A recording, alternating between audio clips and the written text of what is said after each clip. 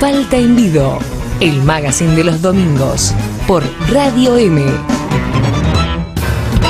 Y estamos arrancando lo que es ya la segunda hora del magazine Falta en Vido para 3 emisoras, para la gran familia que es Radio M, para toda la provincia invencible de Santa Fe, y también a través de internet. Si uno sintoniza www.radiom.com, nos podés escuchar en todos lados.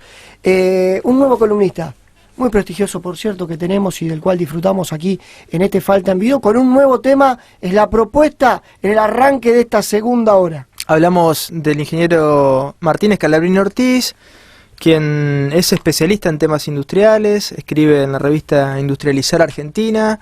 Y vamos a hablar sobre el lanzamiento del ARSAT, Federico, el ARSAT 2, un hecho histórico para el país. Y algo que nos quedó ahí pendiente en la agenda ahí afuera de la semana pasada. Sí, pero no lo íbamos a dejar afuera porque es un hecho histórico para el país. Argentina está entre, creo, si no equivocarme, que está entre los 10 países. Exactamente, 10. Que poseen esta tecnología. El ARSAT 2 va a prestar distintos servicios. Y es muy interesante el caso del ARSAT 2 porque pone de manifiesto el potencial argentino, ¿no? Un país... ¿Cómo somos tan buenos para esto y no para otra cosa? Claro, vos decís, somos capaces de producir satélites, de producir la tecnología y de diseñar satélites y controlar todo el proceso productivo de un satélite, pero no podemos producir hoy partes de motocicletas o de automóviles, sí.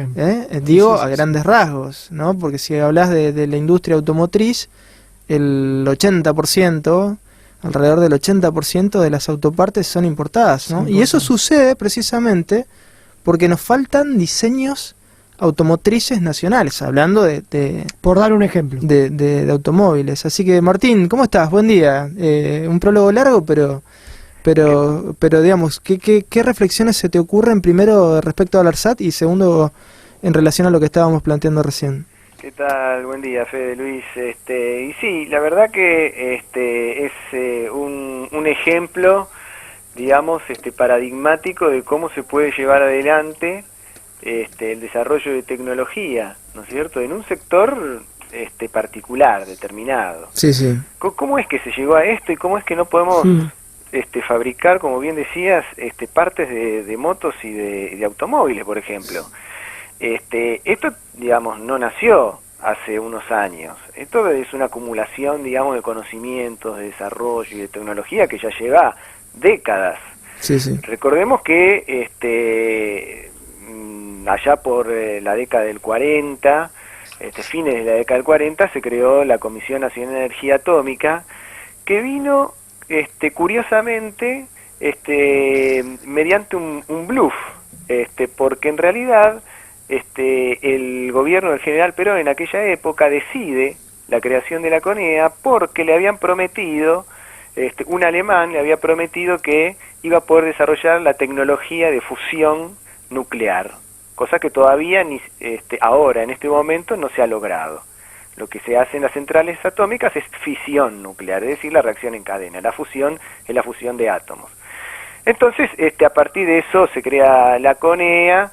Eso, por supuesto, no prosperó, pero sí quedó la Comisión de Energía Atómica. Interesante, Martín, el proyecto Huemul, que fue, entre comillas, un fracaso, de hecho no pudo realizar esto que vos planteabas, pero dejó la semilla.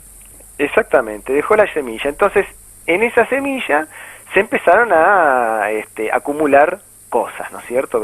Se empezó a acumular conocimiento, se empezó a investigar las distintas, digamos, tecnologías nucleares, se empezaron a desarrollar reactores nucleares, justamente, y converge, digamos, durante mucho tiempo y mucha acumulación. Se compraron centrales atómicas, como decía, se desarrollaron reactores de investigación, el RA1, RA2, RA3, etcétera, y eso converge en lo que es el INVAP, que es justamente una empresa estatal que se dedicó a fabricar justamente lo que se ideaba, ¿no es cierto?, en la CONEA principalmente.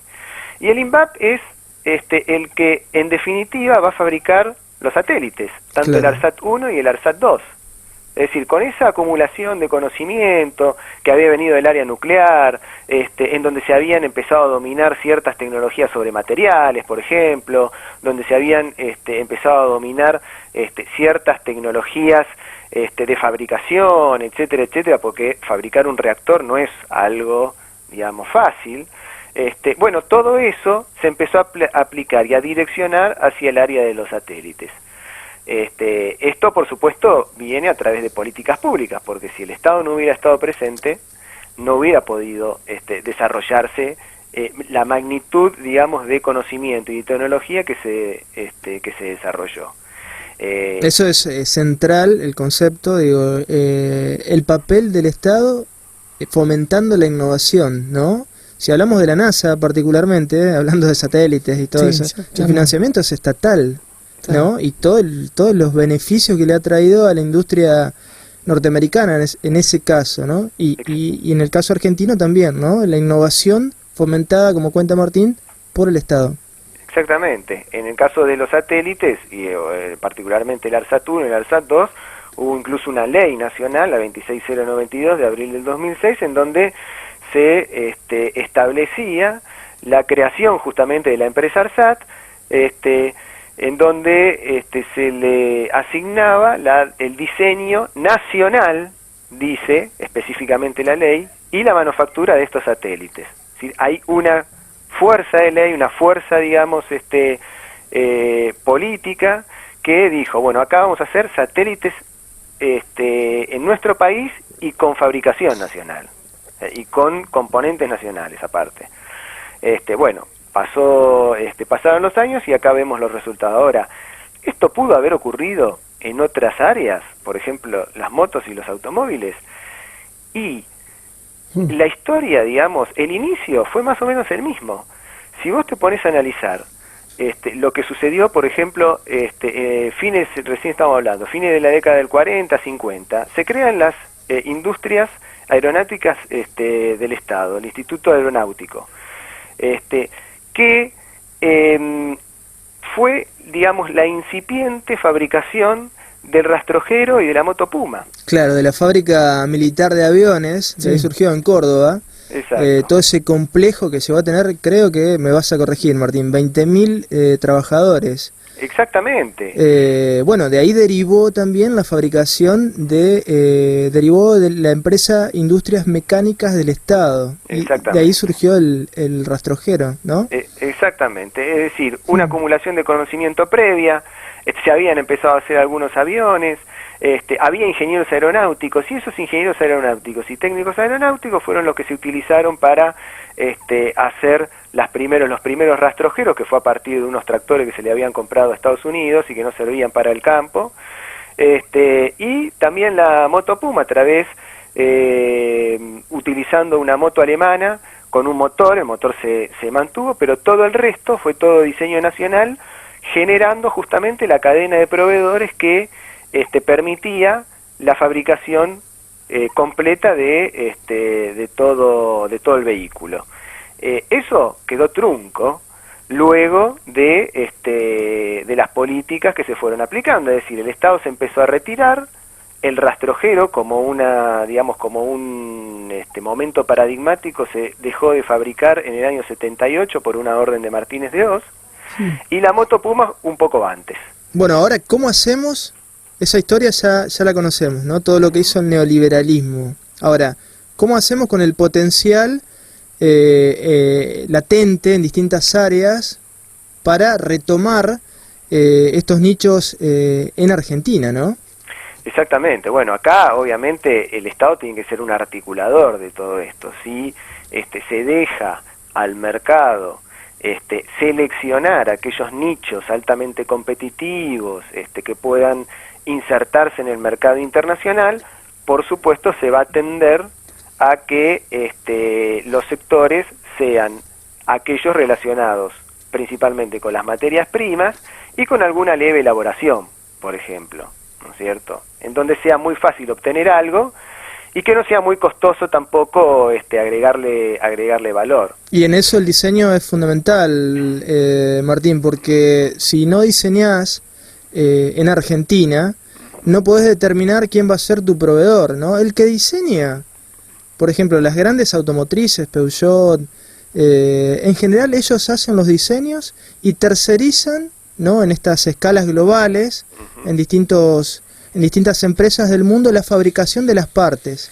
O sea que si nosotros en Argentina diseñáramos un automóvil, una moto, determinaríamos quiénes serían los proveedores de esos vehículos, por ejemplo, ¿no? Y tendríamos el control sobre la cadena de valor determinada. Exactamente. ¿Qué fue lo que pasó con el rastrojero y la moto Puma? De ahí salieron grandes empresas después. Esto fue el iniciador. El Estado en aquel momento no tenía la intención de fabricar en forma completa, integrada, todo el vehículo, sino lo que hizo fue generar la semilla como para que después pudiera salir rodando. Bueno, esto es lo que me parece que hay que apuntar, ¿no es cierto? Políticas en donde se identifiquen claramente aquellos sectores con altos potenciales, en donde que generen alto valor agregado, que tengan alto valor tecnológico, que más o menos están identificados, porque el Estado estuvo ahí presente, el INVAP. Sí, ni hablar. Y me parece, Martín, que lo que hay que cuestionar fuertemente, tenemos los diseñadores, tenemos la gente, tenemos el potencial, lo que hay que cuestionar es este modelo de, por ejemplo, automotrices maquila, ¿no? Exacto. Donde vienen las piecitas de Corea, de Singapur, generando trabajo en esos países, y a nosotros no nos queda nada a nivel trabajo. Quizás la clase media o el que puede acceder a un auto está chocho, ¿no?, con su auto nuevo, pero destruyendo las posibilidades del país de generar trabajo. Así es. Bueno, hace poquito leí una noticia, habrá que ver si realmente, digamos, tiene algún sustento, de que se quería retomar la idea del rastrojero, por ejemplo, ¿no es cierto? Ahí en FADEA, la fábrica de aviones, que de alguna manera se está reactivando eso, y se ve que existe la idea de recrear un poco lo que sucedió en la década del 40 y del 50, en donde con ese conocimiento acumulado, recordemos que la fábrica de aviones fue totalmente desmantelada durante la década del 90, ¿no es cierto? Sí. Con lo cual, bueno, en los últimos años se fue generando, digamos, un crecimiento, un nicho ahí pequeño, tibio. No estamos hablando, digamos, de grandes fabricaciones. No como en la década del 40. Que acaban de fabricar, bueno, son en algunas pocas unidades. Sí. Pero que por lo menos tiene algún sustento, digamos, algún potencial. Bueno, a partir de eso existe la idea de quien dirige la fábrica, que es el nieto de San Martín, que era el director de las industrias mecánicas que mencionabas vos recién, de hacer y retomar la idea del rastrojero. Bueno, ¿será el rastrojero? ¿Será otro automóvil? ¿Serán otros aviones? ¿Será lo que requiera el mercado argentino? Pero tiene que planificarse en función de los intereses nacionales. Martín, gracias, como siempre, un gusto poder conversar contigo en esta mañana de domingo. Muchas gracias a ustedes, un abrazo grande. Nos reencontramos. Martín Scalabrini Ortiz, en su segmento, en su columna, con este planteo interesante para pensarlo. Como siempre hacemos la propuesta de análisis en Falta en Vido, que tiene un poquito de música, sí, porque se cumplió un aniversario de la muerte, del fallecimiento de Ernesto El Che Guevara, y nos vamos de la mano de Buenavista Social Club al próximo bloque, al próximo encuentro. Este temita para ponerle un poco de onda en Falta en Vido.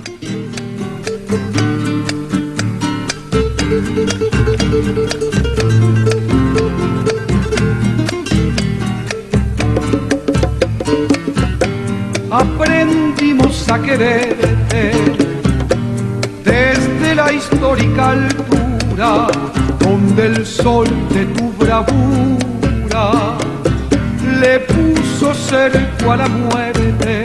Aquí se queda la clara, la entrañable transparencia de tu querida presencia, comandante Che Guevara.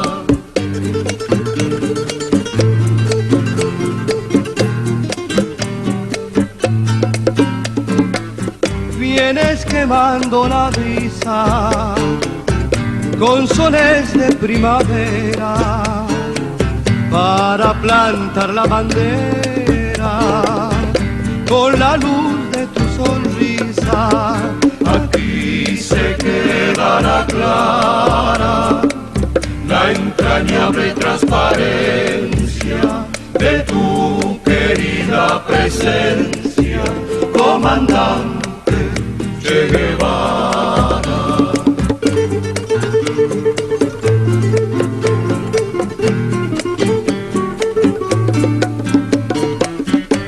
Tu mano gloriosa y fuerte sobre la historia dispara, cuando todo Santa Clara se despierta para verte.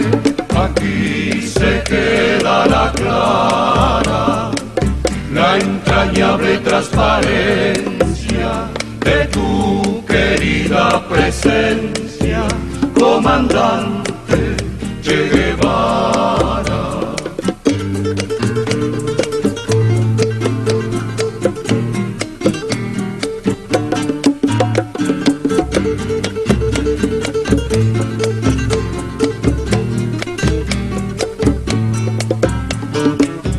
Seguiremos adelante, como junto a ti seguimos, y con Cuba te decimos, hasta siempre, comandante. Aquí se quedará clara la entrañable transparencia de tu querida presencia, comandante.